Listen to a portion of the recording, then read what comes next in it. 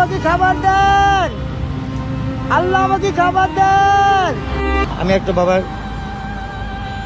ভাত খাবার দেই, টাকা পয়সা হয়নি, আল্লাহ যদি দেয়।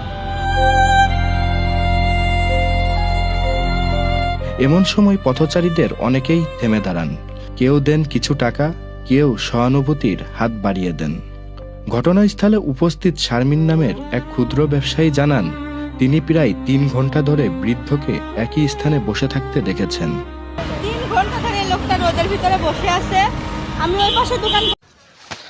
একটা মানুষ কতটুক কষ্ট থাকলে আল্লাহকে বলে 2 হাত ধরে, আল্লাহ আমাকে খাবার দাও, আমাকে খাবার দাও। কত কষ্ট ওর মনের ভিতরে ওই জানে। ভিডিওটা দেখেন, ভিডিওটা শেয়ার করে দিন। কারণ যারা মানবিক কাজ করে, যারা হেল্প করে, তারা যখন ভিডিওটা দেখে, ভিডিওটা বেশি বেশি শেয়ার করে দিন।